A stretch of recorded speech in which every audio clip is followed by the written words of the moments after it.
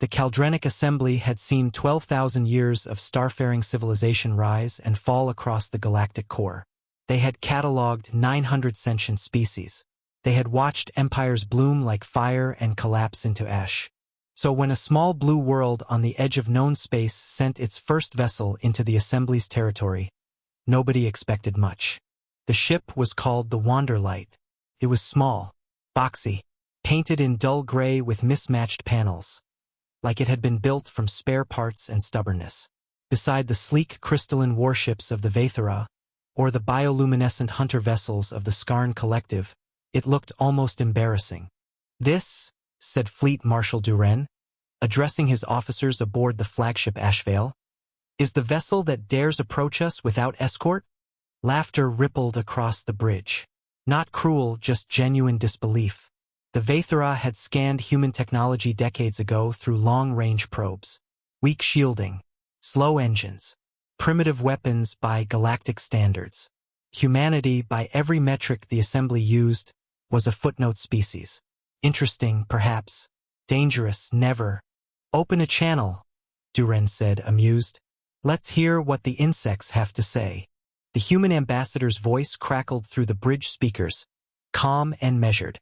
"This is Captain Elena Reyes of the Wanderlight, representing the United Earth Coalition. We come in peace, seeking dialogue with the Caldrenic Assembly." Duren leaned back in his chair, tusks curling with something like pity. "Dialogue? How quaint.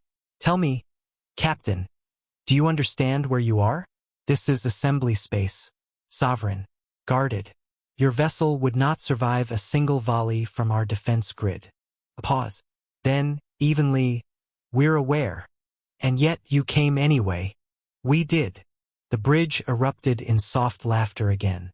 One young officer, Slar of the Skarn, tilted her crested head. "They are either very brave," she said, "or very foolish." "With humans," Duren replied, "it is rarely the former." He ordered the Wanderlight escorted, more accurately, herded, to the outer perimeter of Skaldra Station, the Assembly's crown jewel, a fortress world bristling with 300 years of accumulated military might. It was meant to be a lesson, a humbling. Instead, something strange happened. As the human ship crossed the final checkpoint, every sensor array in the sector flickered. Not failed, flickered like something vast had passed too close to see clearly. The Wanderlight itself remained visible the entire time, small and unthreatening. But for 3 full seconds, every other reading nearby had gone soft, uncertain, wrong.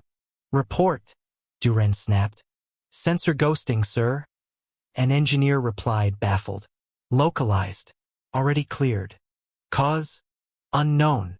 Duren dismissed it as equipment strain. He had no reason yet to think otherwise. The humans, after all, had shown nothing but a slow, ugly little transport ship and calm words. He did not yet understand that, with humanity, the loudest thing in the room is rarely the most dangerous. Captain Reyes stepped off the Wanderlight alone, unarmed, flanked only by 2 junior officers. Around her, Assembly soldiers stood twice her height, plated in chitin and ceremonial armor, weapons never quite pointed at her, but never far from it either. Duren met her personally, partly out of curiosity, partly to enjoy the moment. "You come to a fortress," he said. "In a ship a child could outrun. Do you have anything to say for your species, Captain?" Reyes looked up at him, unbothered. "We didn't come to impress you, Marshal. We came to talk. Strength that needs to be shown off usually isn't strength at all." Duren chuckled. "Poetic. But talk is not power." "No," she agreed. "But it's usually smarter than the alternative."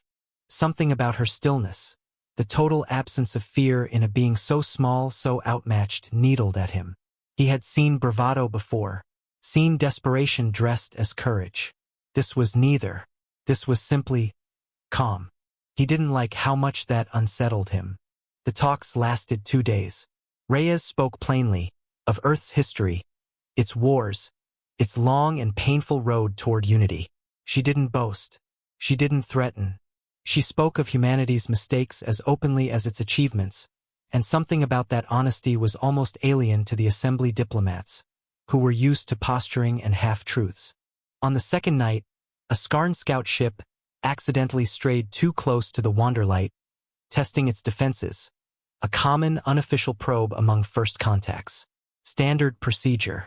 Expected to reveal weakness. Found none. Instead, sensors registered the Wanderlight's hull shimmer. Not with weapons fire, not with shields flaring in some dramatic show, but with a quiet, complete disappearance. One moment the ship registered on every scope in the sector. The next it was simply gone. No launch signature, no drive trail, no explanation. 30 seconds later, it reappeared in the exact same position, as if it had never moved at all. The Skarn scout captain filed a report with trembling hands. The vessel did not evade us. It erased itself from existence and chose to return. They had this the entire time, he said quietly to his second-in-command.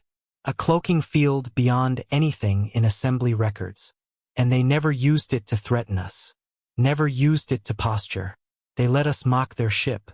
Let us laugh. Why? His second asked. Duren finally understood. Because they didn't need us to be afraid, he said. They needed us to listen.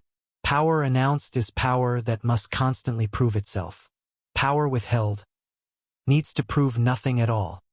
He thought of Rhea's words, strength that needs to be shown off usually isn't strength at all, and felt something shift inside his certainty about the galaxy's order when Rhea's departed 2 days later.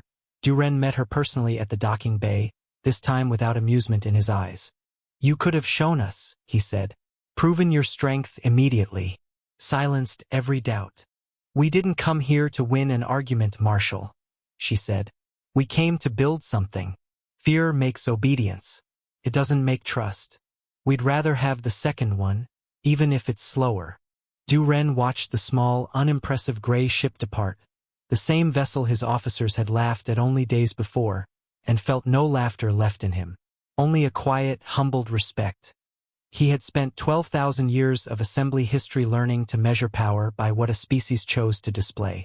He had never considered measuring it by what a species chose to hide. And for the first time the galaxy understood what it truly meant to be human.